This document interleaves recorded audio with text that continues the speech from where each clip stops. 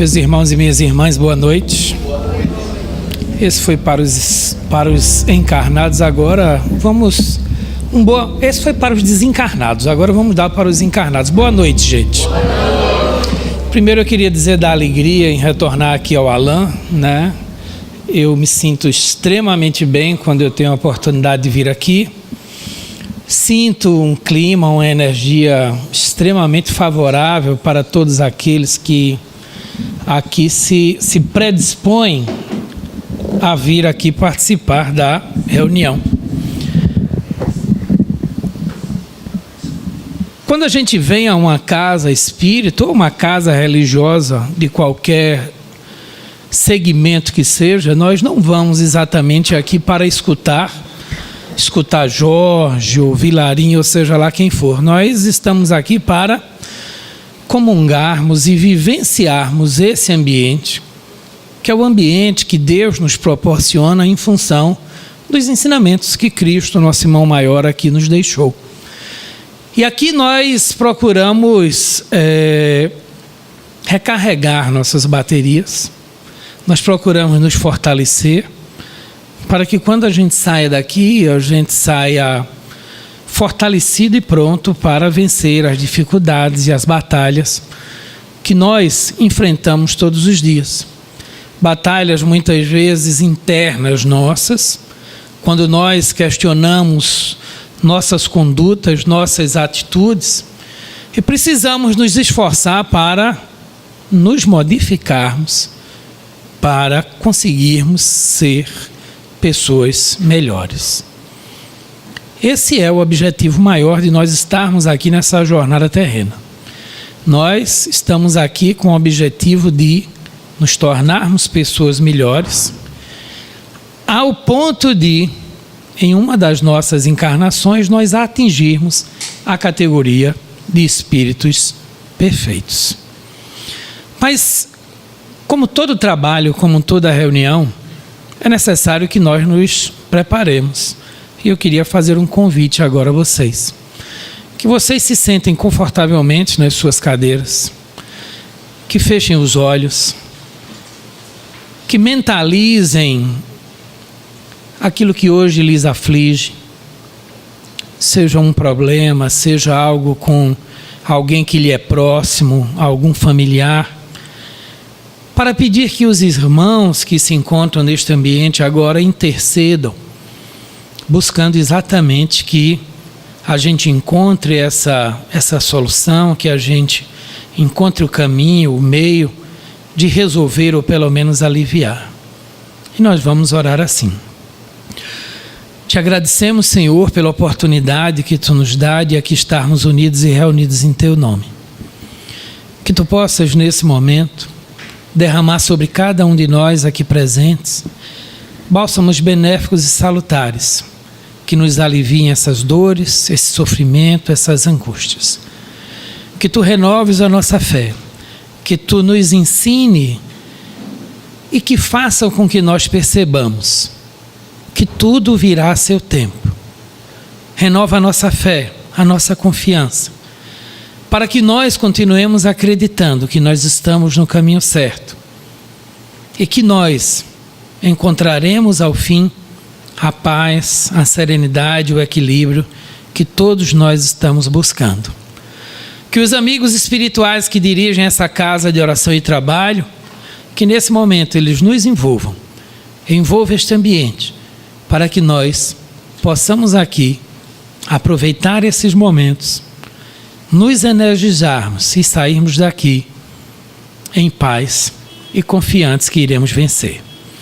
Com a permissão de Deus, de Jesus e dos mentores espirituais desta casa, nós pedimos permissão para dar por iniciada a nossa reunião da noite de hoje. Ok, gente, para quem não me conhece ainda, o meu nome é Jorge, tá? Para os que já me conhecem, meu nome também é Jorge. A gente procura aqui não ter exatamente uma palestra, a gente vai procurar ter aqui uma conversa, tá? Nós trouxemos um tema que o Carlos nos solicitou para que a gente conversasse aqui com vocês. Se ao longo dessa nossa conversa vocês desejarem perguntar alguma coisa, tirar alguma dúvida, discordar de algo que estiver sendo dito, se eu não souber a pergunta, se eu não souber se eu não souber a resposta da pergunta, aí aqui tem Carlos, tem Vilarim, tem Ivanda, enfim, tem o Marília, tem um monte de gente aqui que vai nos ajudar. O Espiritismo tem exatamente essa conotação. Nós não temos professores, né? Jesus era o mestre, Kardec o professor, o resto tudo é aluno. Ok, gente, podemos começar? Bom, o tema que nos foi trazido para a noite de hoje, para a nossa reflexão, foi reforma íntima como instrumento na cura da obsessão. Ok? E a gente vai começar exatamente com uma imagem, mostrando que todos nós estamos sempre envolvidos, estamos sempre acompanhados de espíritos que estão ao nosso lado para nos ajudar ou não. E isso não é o Espiritismo quem está dizendo, se está lá no Evangelho, quando em uma das epístolas de Paulo, ele disse que nós estamos rodeados por milhões de testemunhas. As testemunhas nada mais eram do que os espíritos, que à época não era o termo ainda que poderia ser utilizado. E aí eu queria a ajuda de vocês, tá? Gente, o que é que a gente pode definir como sendo obsessão? Um de cada vez para não tumultuar. Diga. Foi você que pediu a palavra? Eu vi você levantando a mão. Influência. Contínua. Influência contínua. O que mais, gente? O que é obsessão? O que eu atraio com o meu pensamento, né? É uma questão de afinidade, não é isso? O que mais? Mais alguma coisa ali atrás? Dou-lhe uma, dou-lhe duas. Gente, obsessão, né, é uma influência contínua, negativa, né? Agora, antes da gente continuar na definição que nós trouxemos, né, normalmente a gente cria uma ideia, um pensamento de que a obsessão se dá do desencarnado para o encarnado.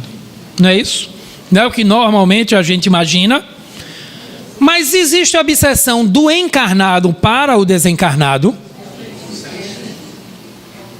Nós, muitas vezes, como encarnados, nós continuamos mentalizando com esse pensamento, essa influência fixa naquele que já partiu, e não deixamos que ele, o desencarnado, siga o seu caminho, a sua jornada. Isso muitas vezes até pode se dar de uma forma, vamos dizer assim, involuntária, né? Nós temos um ente querido que desencarnou e nós temos um apego tão grande, mas tão grande, que nós não conseguimos deixar que ele se desvencilhe e siga o seu caminho. Gente, eles não vão nos abandonar. Eles apenas precisam seguir na sua jornada no plano espiritual, para que esse curso evolutivo dele e nosso continue. A obsessão do desencarnado para o encarnado, do encarnado para o desencarnado, de encarnado para encarnado existe? Nós ficamos muitas vezes, né, obcecados, nós ficamos com ideia fixa, às vezes, em relação a uma outra pessoa, né? Seja num relacionamento afetivo, seja num relacionamento profissional, ou seja mesmo com relacionamentos com os quais nós sequer conhecemos o outro. E nós estamos conhecendo agora os obsessores virtuais, né? Que tem um nome muito bonito chamado hater, que vem do inglês, que nada mais é do que aquele que odeia, é o odiador. Quem é o hater? O hater é aquele que diante de qualquer situação que aparece na internet de notícia, ele bota um comentário negativo sobre aquilo. Não interessa o que é. Então esse é o odiador. É aquele que é contra, é aquele que não gosta, é aquele que tem por prazer ou por hábito simplesmente odiar e postar coisas negativas sobre qualquer coisa, né? Esse, infelizmente, é vamos dizer assim, a modernidade que a gente às vezes se vê com essas obsessões. Ok, gente? Então, podemos seguir para que a gente tenha em mente de que não fiquemos restritos apenas à obsessão do lado de lá para cá. Obsessão é a ação persistente ou domínio de alguns espíritos, logo adquirir sobre certas pessoas, praticadas normalmente por espíritos inferiores que procuram dominar ou procuram influenciar aqueles que estão sob o seu jugo, ou sob o seu domínio, ou sob a sua mira, ou sob a sua intenção de prejudicar. Apresenta caracteres diversos, tá? Desde uma simples influência moral, sem percepções ou sem sinais exteriores, até uma perturbação completa, tá? Levando inclusive a situações no próprio organismo físico ou das suas faculdades mentais. Gente, antigamente, o que é que acontecia quando alguém começava a dizer que estava ouvindo vozes ou estava vendo coisas? O Espiritismo é uma religião absolutamente nova. Quando alguns médiuns, porque eram médiuns, né, passavam a relatar para os seus familiares que estavam ouvindo ou vendo alguma coisa, né, diziam logo: fulano está perturbado, leva no médico. E o médico passava então a prescrever medicações. E diante dessa desinformação da época, essas influências passavam a se tornar cada vez mais fortes, cada vez mais duras. E acontecia, como acontece ainda hoje em muitos casos, uma influência tão grande que chega a comprometer o corpo físico, comprometer algum órgão, comprometer a própria vida do indivíduo. Gente, nós íamos no começo falar de uma situação e vamos aproveitar agora, porque nós vamos falar de que a obsessão pode levar o indivíduo a cometer o suicídio. Sim. A influência pode ser tão grande a ponto de que aquele encarnado atinja um grau de obsessão que nós vamos ver mais à frente, que se chama de subjugação, em que pode sim levar ao suicídio. E aí o que é que nós íamos falar lá no começo? Nós iríamos falar sobre o Setembro Amarelo, né? Onde nós estamos muito atentos, o movimento espírita está muito atento a essa questão do suicídio. Nós estamos buscando, inclusive, divulgar esse tipo de trabalho em todas as casas que a gente tem a oportunidade de ir. E a gente, inclusive, se for o caso, se compromete a vir aqui e trazer um trabalho sobre essa questão do suicídio para a gente poder conversar. Então, assim, é importante que, sobretudo nesse mês de setembro, nós mentalizemos esses irmãos que, de alguma forma, são levados ou chegam a cometer esse ato. E, em muitos desses casos, esse processo obsessivo está, sim, inserido nesse meio. Isso aí está lá no Livro dos Médiuns, capítulo 23, no item 237. Um dos caracteres que distingue exatamente esses maus espíritos, ou como dizia o Chico, os ainda não bons, né? Porque todos nós nos tornaremos espíritos bons, é a imposição, né? Muitas vezes querem dar ordem, eles querem comandar, não aceitam que suas ordens não sejam obedecidas, enquanto os bons não. Os bons apenas sugerem, apenas orientam, mas deixa a critério de nós, encarnados, a nossa decisão. Até porque nós temos o nosso livre-arbítrio.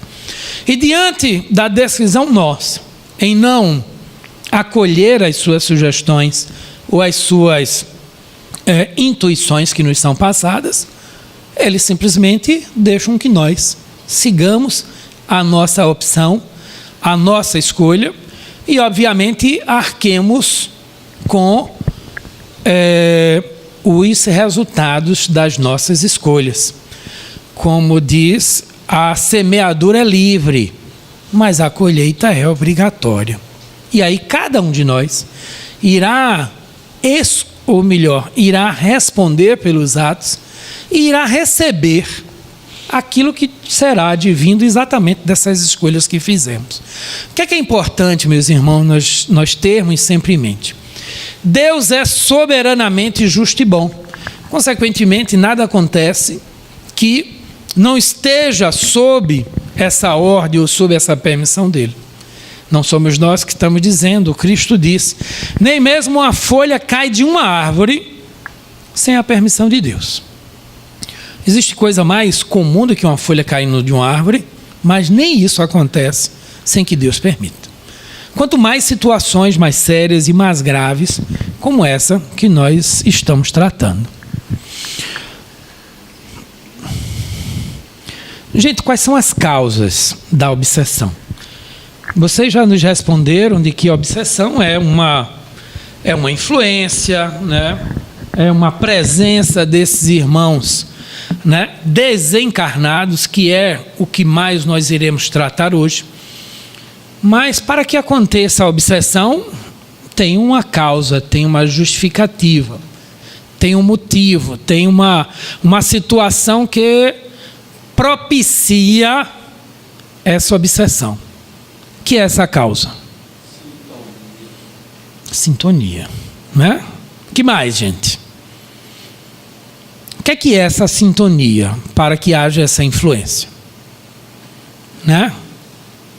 O que é uma sintonia? Muito bem. Apenas na física os opostos se atraem. Em todo o restante das relações e das leis, os afins se atraem. Se eu penso coisas boas, né, eu naturalmente irei atrair coisas boas ou irei atrair espíritos que pensem daquela mesma maneira. Se eu penso ou faço coisas desagradáveis, eu naturalmente irei atrair espíritos que sintonizam com esse mesmo tipo de coisa. Gente, quando nós desencarnamos, nós não viramos espíritos de luz, tá?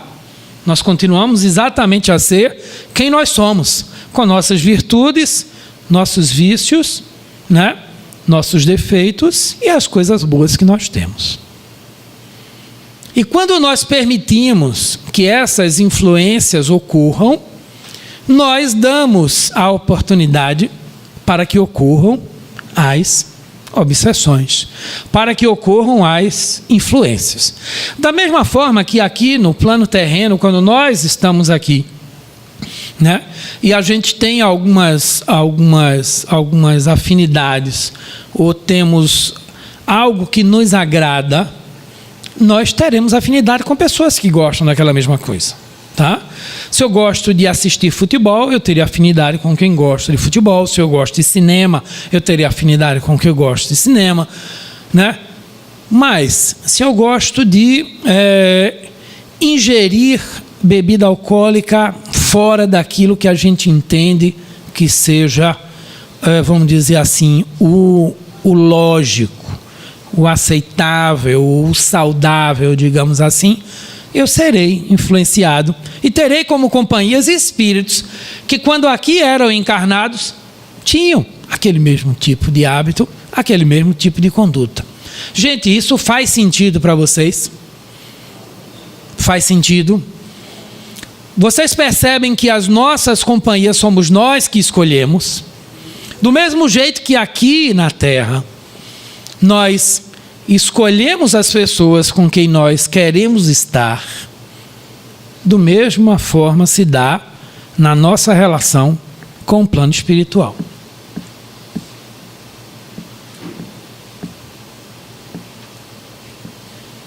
Do mesmo modo que as doenças físicas, trazem os problemas e as influências perniciosas, do mesmo jeito se dá com a obsessão. É a imperfeição moral que dá acesso a esse espírito mau, ou ainda não bom. Ou seja, quando nós permitimos, como nós abrimos o campo, quando nós baixamos a nossa faixa de vibração, e nós entramos nessa mesma vibração desses espíritos, são eles que irão nos acompanhar e serão essas as nossas companhias. E obviamente esses espíritos, esses nossos irmãos, nos transmitirão as sensações desagradáveis que muitas vezes nós temos. Exemplos claros: impaciência sem qualquer justificativa. Muitas vezes nós já nos levantamos impacientes. Dores de cabeça sem nenhuma causa física ou nada aparente. Irritação, tendência a, muitas vezes, ser agressivo com o nosso semelhante, ou seja, uma irritação sem qualquer justificativa e sem qualquer motivo que justifique aquilo. Se nós não somos naturalmente desse jeito, não tenha dúvida de que nós estamos sim com influência. Se nós naturalmente procuramos ser pessoas calmas, serenas e equilibradas, tudo aquilo que estiver fugindo a um comportamento normal e natural, não tenha nenhuma dúvida de que há uma enorme probabilidade que nós estejamos naquele momento sofrendo uma influência espiritual. Está lá no Evangelho segundo o Espiritismo, capítulo 28, item 81. Alguma pergunta, gente, por aqui?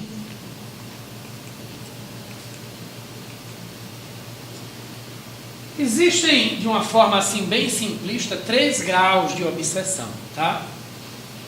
Aquilo que nós chamamos de obsessão simples, que é exatamente uma ação inoportuna, desagradável, em que o espírito se aproxima, o espírito passa a acompanhar uma pessoa, com tenacidade, com força, continuamente, nos transmitindo muitas vezes sensações desagradáveis, como essa que nós comentamos: dores de cabeça, indisposição, irritação, impaciência.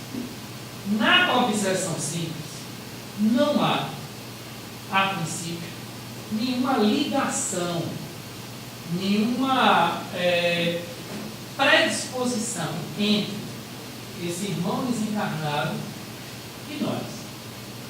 É uma influência que pode ser momentânea, quando percebida e tratada, ou ela pode passar a ser, nos outros graus, quando não percebida, não tratada, ou percebida e não tratada, e aí aquela união, ou aquela, vamos dizer assim, aquele acompanhamento vai se dar de uma forma muito mais forte, chegando a se tornar aquilo que nós chamamos de uma fascinação. A influência vai ficando cada vez mais forte, e muitas vezes, nessa obsessão, esse espírito passa a exercer uma certa ascendência sobre o encarnado, levando a que ele tenha ideias que não sejam suas, manias de perseguição, ideias fixas de que algo de errado lhe irá acontecer, de que alguém lhe odeia e quer lhe fazer o mal, e coisas que são muitas vezes criadas pela própria cabeça nossa. Mas, diante da nossa invigilância, Diante do fato de nós não nos prepararmos ou não nos cuidarmos, nós damos brecha, nós damos oportunidade para que esses irmãos se aproximem e nos transmitam esse tipo de influência. E a última é aquela que hoje, dentro do Espiritismo, nós chamamos de subjugação. Antigamente era o que se chamava de possessão. Mas possessão dá aquela ideia do que acontece nos filmes, né? Porque nos filmes o espírito vem e entra dentro do corpo do outro. E não é isso que acontece, tá, gente? Quando há essa comunicação, o que existe é: o meu corpo está aqui, esse espírito que vai dar a comunicação, ele se aproxima, mas ele não entra, ele não possui o meu corpo. Ok? Então, na subjugação, a influência do espírito já é tão forte que ele passa a controlar o encarnado. Então, aquele encarnado, ele não tem mais o poder de decidir a sua vida. Ele não tem mais o controle. Aquele espírito lá, que no início era muitas vezes apenas uma pequena influência, ele passa a gostar daquela companhia, ele passa a ter uma influência tão grande que pode chegar a essa situação. Nesses casos, são muito comuns aquelas situações do que nós chamamos de obsessão kármica, né? O que é isso? São espíritos que estão buscando, na visão deles, a justiça, e nós, hoje encarnados, em encarnações pretéritas, nós os prejudicamos. Nós os prejudicamos. Agora nós estamos buscando a nossa melhora, mas ele, que se sentiu prejudicado, ele vem buscar o acerto de contas. E aí essa influência e essa aproximação passa a ser mais forte, porque aquele espírito é movido por um desejo. Nesse caso, ele tem sim uma ligação, ele tem algo que faz com que essa união ocorra, e ele não irá abandonar aquele encarnado até que ele consiga completar o seu desejo, completar o seu intento, ou até que aquele encarnado, percebendo o que lhe estava acontecendo, venha até uma casa como essa, que realiza um trabalho sério de tratamento, e que esse espírito, em uma reunião mediúnica, ele seja convidado a vir e, através de uma doutrinação ou de um convencimento, ele consiga mudar a sua forma de agir, e a partir daí sim, ele se afasta daquele irmão encarnado. Gente, está claro isso para vocês, como é que se opera essa questão da influência e da obsessão? Oi? É possível um espírito usar uma pessoa encarnada para subjugar outra pessoa? Como é teu nome? Lídia. Legal, a pergunta de Lídia. Todo mundo ouviu? A pergunta é a seguinte, né? Vamos colocar um cenário, tá, Lídia? Para a gente ver se a gente facilita aí o entendimento. Vamos imaginar que existe uma família, né? O pai, a mãe e o filho. O espírito desencarnado, aqueles que está buscando a justiça na visão dele, ele deseja, né? O seu desejo de justiça é com a mãe. Mas a mãe é extremamente vigilante. Ela ora, ela se cuida, ela está ali atenta. Ela não se deixa, né? Não se deixa influenciar por esse espírito. E aí o que é que aquele espírito pode fazer? Ele pode sim, de repente, ir no seu companheiro ou no seu filho para causar naquele lar um tumulto e de repente atingir aquela que ele deseja prejudicar. E aí, Lídia, vem uma outra pergunta, né, que Sueli ia fazer e você também estava pensando, né, e eu já vou perguntar antes de você. Mas aí, o marido ou a filha não estariam sendo prejudicados injustamente? Perceberam o cenário? O espírito não consegue influenciar a mãe, e aí para tumultuar e atingir a mãe, vai prejudicar o companheiro e o filho. Mas o companheiro e o filho, o que é que tem a ver nessa história? Eles não estariam pagando, vamos dizer assim, de uma forma inocente por aquela influência? O que é que vocês acham? Ninguém paga inocente. É possível que aquele companheiro ou filho não tivessem, talvez, diretamente uma influência, não estivessem dentro desse cenário entre o obsessor e a mãe daquela família. Mas, sem dúvida alguma, ele e a criança, ou seja lá quem estiver sendo influenciado, de alguma forma, ele está sujeito àquela influência, não por uma permissão, mas sim porque ele, dentro do seu planejamento, ele também tem alguma coisa lá atrás a pagar, que pode não ser diretamente com nenhuma relação com esse espírito, mas com outro fato, tá? E de repente isso vem acontecer. Então, assim, é importante sim que haja no lar, né, uma situação ideal em que todos estejam vigilantes e que todos estejam atentos. Mas sim, pode o espírito buscar uma situação que venha a causar um problema para aquele a quem ele quer prejudicar.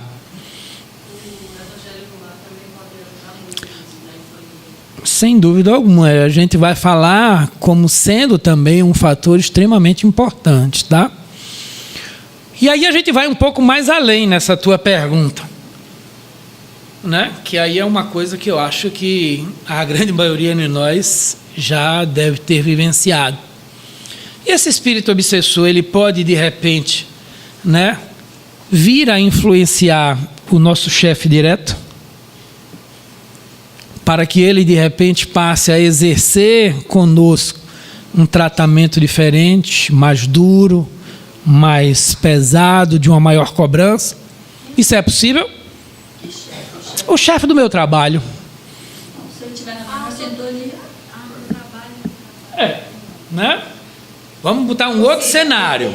Por alguma forma de prejudicar. Exato, né? Se Vamos. se o filho for igual à mãe. Se o filho e o companheiro forem igual à mãe, não conseguiu na casa, vou no trabalho.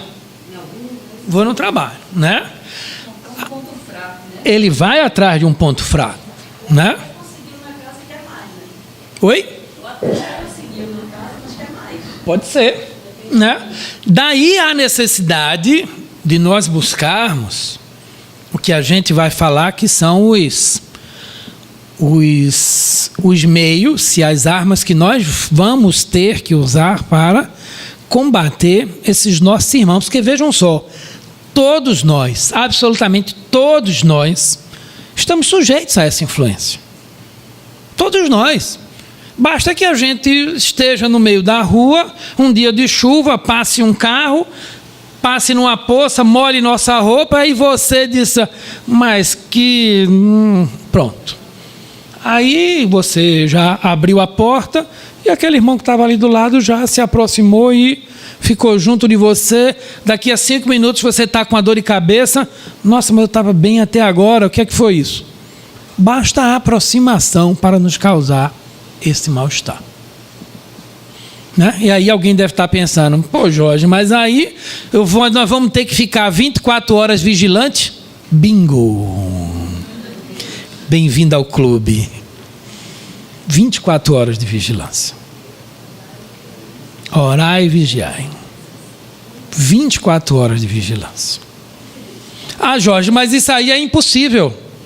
Nós não estamos dizendo que é fácil, né? Se fosse fácil, nós não estaríamos aqui na Terra, nós estaríamos num plano superior.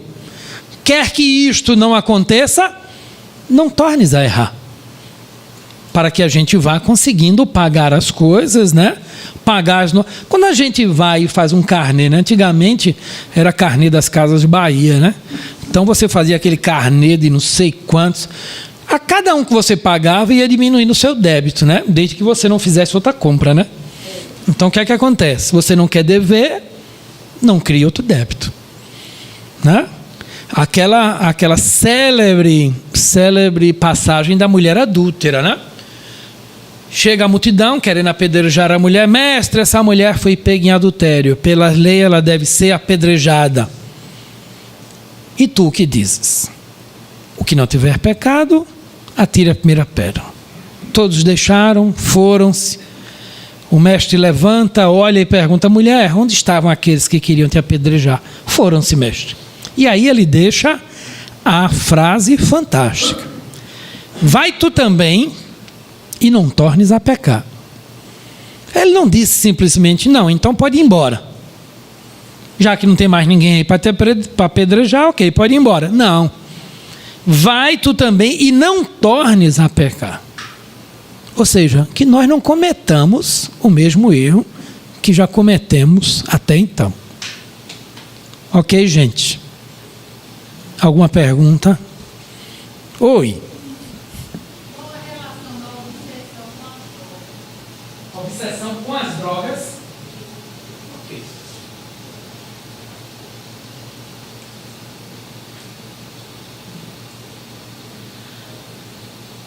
Nossa irmã, como é teu nome?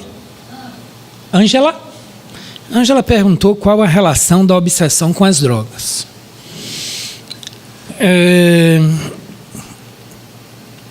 Vamos colocar um outro cenário, tá? Para que a gente facilite o nosso entendimento. Vamos imaginar que eu esteja nessa encarnação em um momento em que eu sou dependente de alguma droga. E aí eu vou falar, Ângela, de drogas lícitas e ilícitas. Porque tudo vai depender da forma como você usa. Tá? Porque se nós estamos falando em ingerir álcool, né? Num churrasco da sua família no domingo, em que você está ali e você é uma pessoa atenta aos seus limites, ok. Mas se você todos os dias tem por hábito de ingerir álcool, mesmo que pouco, e nos finais de semana você ingere, né, sem limite, então isso é uma dependência. Se nós falarmos do fumo, ok, isso é uma dependência. E aí a gente entra nas ilícitas, tá? E aí nós vamos colocar o seguinte cenário: Jorge, nessa encarnação, ele é dependente do álcool. Então ele não consegue passar um dia sem ingerir nem que seja um copo de álcool. Então ele chega em casa no final do trabalho e, para relaxar, ele chega lá e toma uma dose ou toma uma cerveja. Isso de segunda a quinta. Na sexta ele acha que pode fazer um pouco mais. E aí ele não toma uma lata, ele toma muitas. E no sábado também. Ok. O que é que nós comentamos agora há pouco? Que quando nós desencarnamos, nós continuamos a ser exatamente quem nós somos aqui. Quem serão as companhias de Jorge na hora em que ele sair da sua casa para ir a um bar? Quem serão as companhias? Espíritos que, quando aqui eram encarnados, tinham aquele mesmo tipo de hábito. E aí Jorge será assim e terá uma influência direta de um espírito que tinha um hábito e tem afinidade com aquele encarnado para que aquilo flua, para que aquilo continue. E isso aí vale para o fumo, o álcool, né? Todas essas drogas ilícitas que a gente, infelizmente, hoje vê, inclusive com jovens, sim, né? A influência espiritual está intimamente também ligada a esse tipo de vício, não tenha nenhuma dúvida disso. E nos casos onde a gente normalmente acompanha, lê, observa e chega mesmo lá no Zé Scioli, são situações onde a influência já é de tal monta, né, tão forte que chega exatamente nessa questão da subjugação. A pessoa já não consegue mais chegar no dia para dizer, não, hoje eu não vou beber. Não consegue mais. A influência já ficou de tal forma que, né, essa influência já tomou conta daquele indivíduo encarnado. E aí tem uma coisa interessante, o André Luiz chega a colocar em algum dos seus livros, e a gente tem até uma gravura aí sobre isso, né?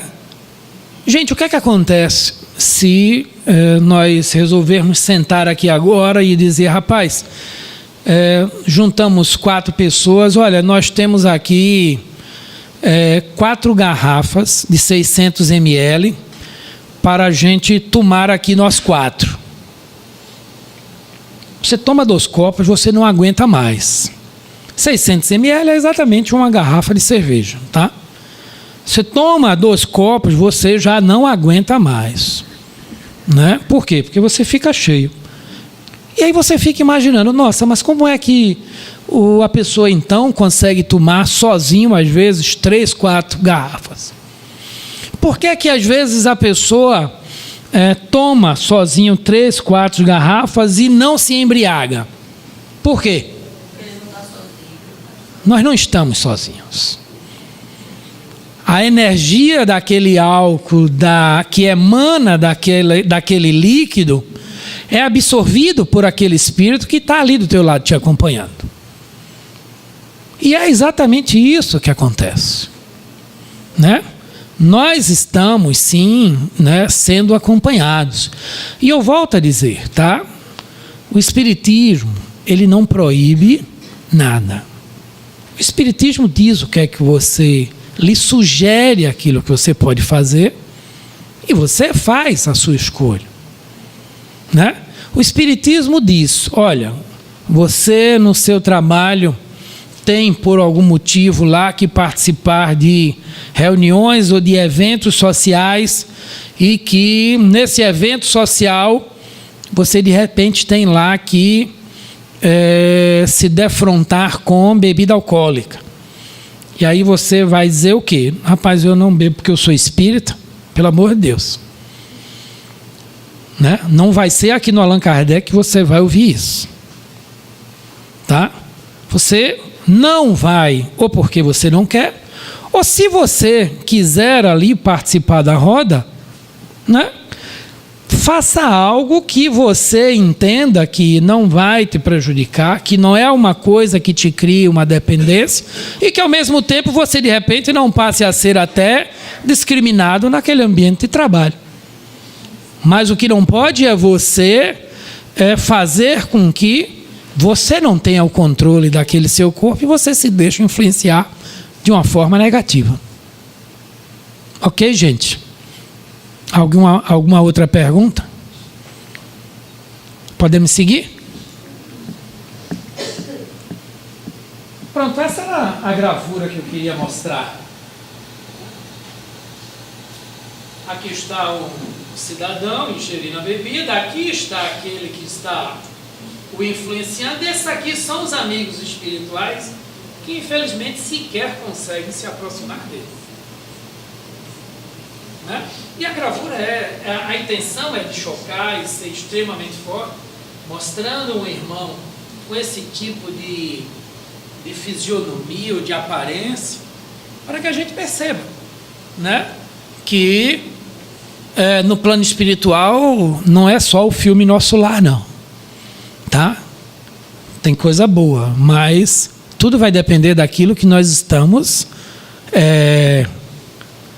emanando e recebendo.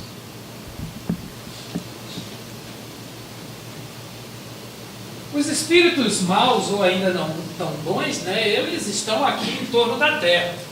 Né? Para vocês terem uma ideia, nós temos aproximadamente 7 bilhões de espíritos encarnados, mas somando com os desencarnados, a população da Terra chega a quase 20 bilhões. Então esse é mais ou menos a população toda da Terra.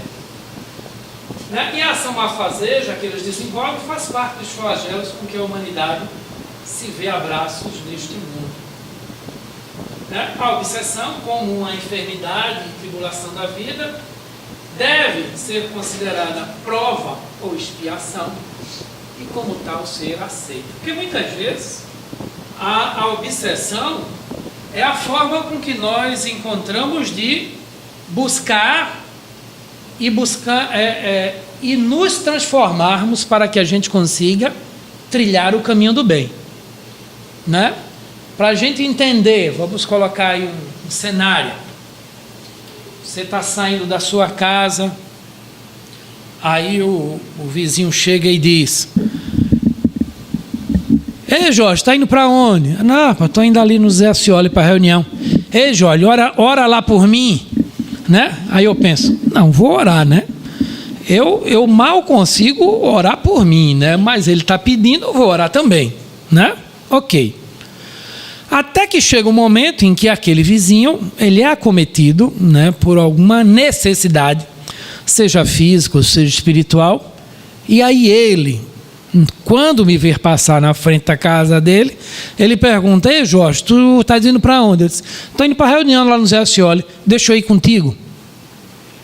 Ou seja, muitas vezes as dores são os maiores transformadores da nossa conduta. E veja só, não é que Deus só nos chame pela dor. Antes da dor nos bater a porta, em muitas oportunidades nós fomos chamados à nossa mudança e à nossa transformação.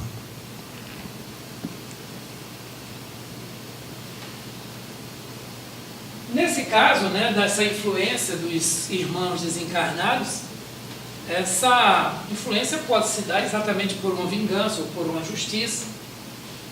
E que normalmente, né, essas obsessões mais duras, elas estão ligadas a situações de encarnações pretéritas. Como nós já falamos, né, na obsessão grave, o obsidiado ou encarnado, ele está envolvido, impregnado desse fluido, desse nosso irmão que nos obsidia e que neutraliza, dificulta, impede que os amigos, que os bons espíritos se aproximem para nos ajudar. E aí alguém pode dizer: nossa, Jorge, mas então como é que Deus permite de que chegar a tal ponto e que nem o espírito bom consiga se aproximar? Gente, não é Deus que permite. Nas nossas vidas, nós lidamos com consequências. Nós cometemos um ato e arcamos com as consequências. Cometemos um ato e vêm as consequências. Não é Deus que permite. Quando nós chegamos à casa de alguém e encontramos a porta fechada, se a gente bate e não abre, o que é que acontece? Vamos embora. Os espíritos chegam para nos ajudar. Chegam com o intuito de nos orientar, nos intuir para que nós nos transformemos. Encontra a porta do nosso coração, nossa porta mental fechada. O que é que esse espírito vai fazer? Vou procurar um outro que esteja pronto para receber a minha ajuda. Onde é que está Deus nessa história? É uma consequência, gente. Consequência do que nós estamos fazendo e do que nós estamos recebendo. Alguma pergunta? Podemos seguir? Bacana até aqui? Bacana é novo, né? Agora nós chegamos nas nossas armas para combater a obsessão. E algumas delas vocês já falaram há pouco atrás, enquanto a gente estava conversando, né? Porque até agora foi só um bombardeio, né, para aquilo que nós estamos envolvidos, estamos expostos. Para que vocês não saiam daqui tristes, preocupados. Nossa, eu fui lá no Allan Kardec, um cara lá da cabeça branca tocou o terror, disse que é 24 horas agora no ar. Ok? Mas nós não estamos sozinhos nessa nossa luta. Do mesmo jeito que existem esses espíritos que muitas vezes querem buscar essa justiça, essa vingança, nós temos um exército infinitamente maior que está pronto para nos ajudar, para que a gente consiga combater essa influência. Agora é preciso que nós apenas possamos dar a eles o quê? As armas para que eles nos ajudem. Chico Xavier coloca, né, que no mínimo a prece nos pacifica para que encontremos por nós mesmos a saída para a dificuldade que estejamos enfrentando. Alguém falou da prece, não foi? Quando a gente estava no começo? Não é? Orar e vigiar.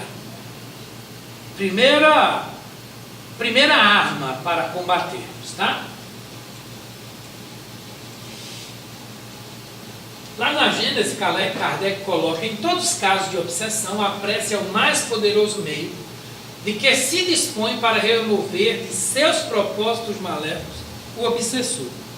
Veja só, esse irmão que está buscando nos influenciar, ele foi atraído por uma situação passada ou uma situação atual, e há entre o encarnado e o desencarnado uma afinidade.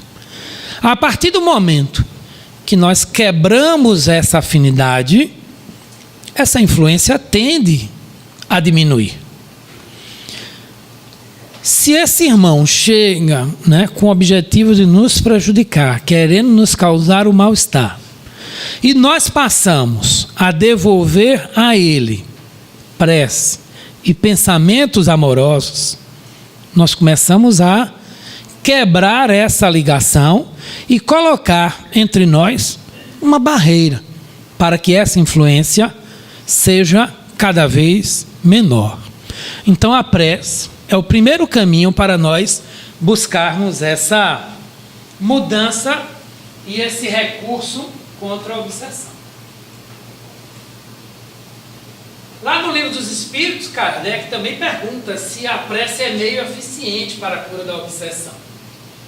A prece é em tudo um poderoso auxílio, mas crede que não basta que alguém murmure algumas palavras para que obtenha o que deseja. Deus assiste os que obram, não os que se limitam a pedir. É, pois, indispensável que o obsidiado faça por sua parte o que se torne necessário para destruir em si mesmo a causa da atração dos maus espíritos. Nós poderíamos simplesmente ter chegado aqui na abertura da reunião, 8 horas, ter colocado essa lâmina e ter encerrado. Essa resposta resume tudo. É importante orar? Orar e vigiar. Mas é importante que nós nos transformemos. E é essa reforma íntima que fala o Espiritismo. O Espiritismo, diferentemente de outras convicções religiosas, ele deixa muito claro de que só através da nossa mudança é que nós conseguiremos efetivamente a paz, a serenidade, a tranquilidade e o equilíbrio que nós estamos buscando. É importante a fé? É. Mas a fé sem obras? É importante nós orarmos? Demais. Mas orar e não fazer? Gente, nós passamos aqui no Allan, são 2 reuniões públicas na semana ou uma? Uma, né, na terça, né? Então veja só, nós estamos aqui no Allan uma vez por semana, durante 1 hora, 1h30, e nós passamos 6 dias do portão para fora. não vai ser unicamente aqui, nessa hora e meia, assistindo a reunião, tomando passe, fazendo atendimento, tomando água fluidificada, que nós iremos resolver os nossos problemas. Se quando nós passarmos por aquele portão, nós continuarmos com ódio, com mágoa, com rancor, né? Com palavras indelicadas, com rudezas nas nossas palavras, nos nossos atos, nas nossas atitudes. Nós só passamos aqui 1h30. E nós temos que vivenciar isso 24 horas. Né? E aí a nossa irmã Rosemary Kish, certa feita lá no José Ascioli, ela comentou da síndrome dos 50 metros que alguns espíritas sofrem, né? Alguns são extremamente estúpidos dentro de casa, mas aí sai e vai para o centro. A 50 metros do centro ele se transforma. É a síndrome dos 50 metros. Aí ele vira um cordeiro, né? Aqui no Alain não, lá no Zé Ascioli, tá? Aí chega lá no Zé Ascioli, abraça, cumprimenta, é aquela coisa. Nossa, como fulano é tão amoroso, como fulano é tão bom. Aí acaba a reunião, ele se afasta 50 metros lá do José, aí vira de novo o estúpido que é com a companheira, com os filhos, com os familiares. E aí vai acontecer, né? O que não acontece aqui no Alain, mas acontece lá no José Ascioli. Nossa, rapaz, eu já vou há 1 ano lá no José Ascioli e não melhorei nada. Não é o José Ascioli que vai te transformar. Não é o Alain que vai te transformar, é você. Através das suas atitudes e da sua mudança que você vai. Né? Apenas o doente convertido voluntariamente em médico de si mesmo atinge a cura positiva. Está lá no André Luiz. Ou você se conscientiza de que você precisa transformar, ou então se conscientize de que você vai passar a sua vida nesse sofrimento. É uma questão de mudança, é uma questão de opção.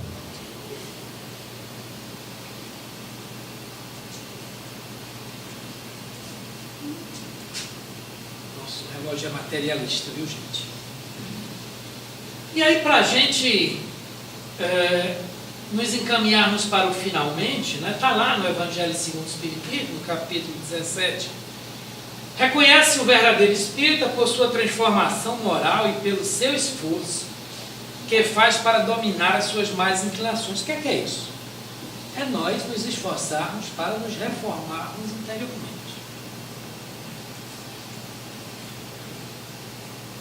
E aí, para a gente concluir, né? Essa aí ficou fácil, né, gente? Porque a gente já falou um monte aqui. O que é reforma íntima?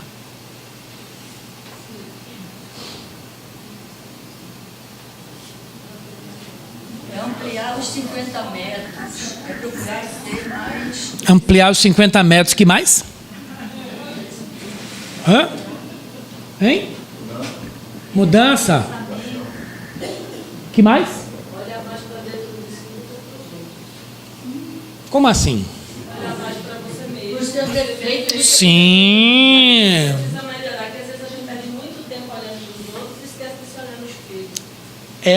É o argueiro no olho do próximo e uma trave no nosso e a gente não enxerga, né?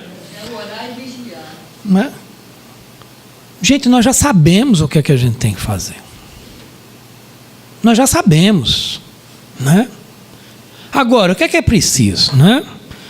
Que ninguém saia daqui achando que, nossa, eu sou realmente imperfeito. Olha, eu sou, né, um verme da bactéria, eu não sou.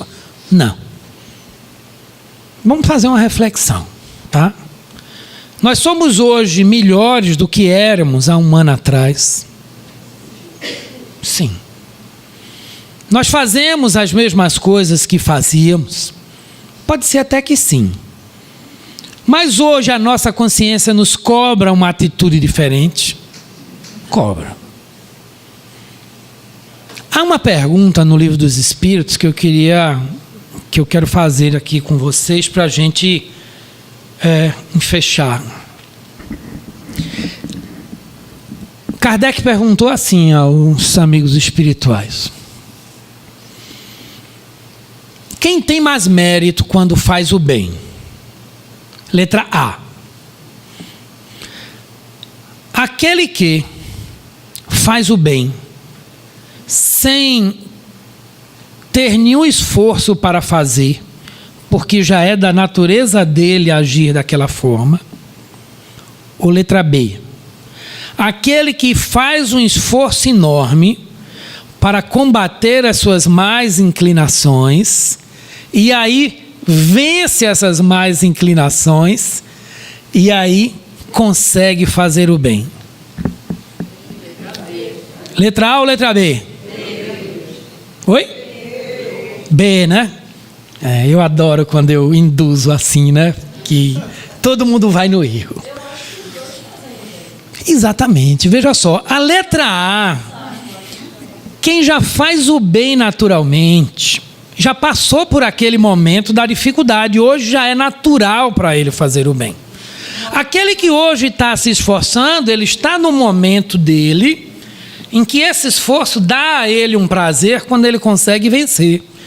Mas cada um tem o seu mérito, um já passou, o outro está passando. Mas nós estamos exatamente buscando esse momento, onde nós iremos fazer o bem, sem que precisamos sequer nos esforçarmos, já vai ser uma coisa natural.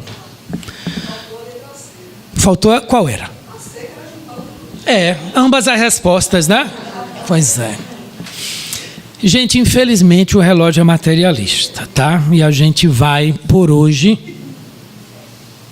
encerrar a nossa conversa. Antes eu gostaria de dizer duas coisinhas, né? A primeira é que nós nunca deixemos de nos indignarmos com as coisas erradas que a gente vê. Porque nós estamos vivenciando um momento na nossa sociedade onde as notícias desagradáveis estão sendo muito mais frequentes do que a gente imagina, do que a gente gostaria. E a gente, infelizmente, vê algumas pessoas dizendo: não, mas é assim mesmo, não tem jeito, não é tudo desse jeito, nunca vai mudar. Não, vai mudar.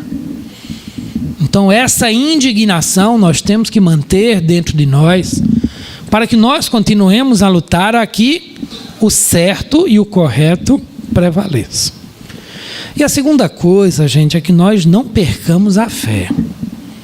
É que nós não nos entreguemos a esse momento, a essa dificuldade, seja uma dificuldade material, sentimental, profissional, né, financeira, familiar. Não interessa, que nós não percamos a nossa fé de que nós iremos vencer e que isso vai mudar. Que Deus nos abençoe, que Deus nos ilumine, que nós nunca percamos essa nossa fé, mas não aquela fé cega, mas sim a fé raciocinada, como nos dizia a nossa querida Meimei, quando ela nos falava: confia sempre. Não percas a tua fé entre as sombras do mundo. Ainda que os teus pés estejam sangrando, segue erguendo-a por luz celeste acima de ti mesmo. Crê e trabalha. Esforça-te no bem e espera com paciência. Tudo passa e tudo se renova na terra, mas o que vem do céu permanecerá.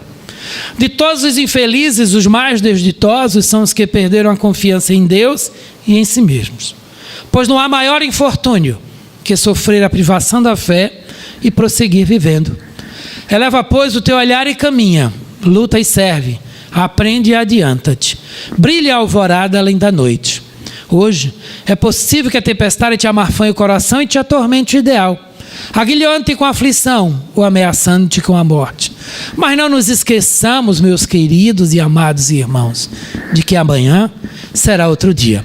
Que nós retornemos aos nossos lares em paz, levando esse ambiente de paz, de amor, de tranquilidade, distribuindo com todos que lá se encontram, encarnados e desencarnados.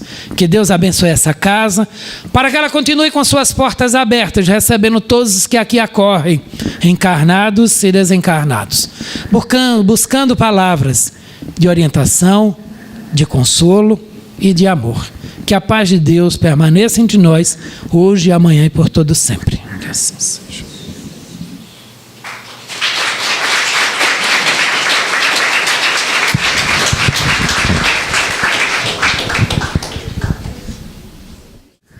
Então, fazendo um dos resumos do que tudo que falou meu amigo Jorge, é o seguinte: não adianta eu apenas fazer meu trabalho de desobsessão. Não vai adiantar. Não vai adiantar eu tomar aqui água fluidificada, meu passe, se eu não me preocupar com a minha reforma íntima. Se o meu obsessor percebe que eu sou hoje o mesmo que fui ontem, sem condição, não vai resolver. Eu tenho que me preocupar. Hoje eu posso até fracassar, mas eu estou no firme propósito de não errar, de ser melhor. Aí está no caminho certo. Aí ele vai realmente se curar da sua obsessão. Pode acreditar.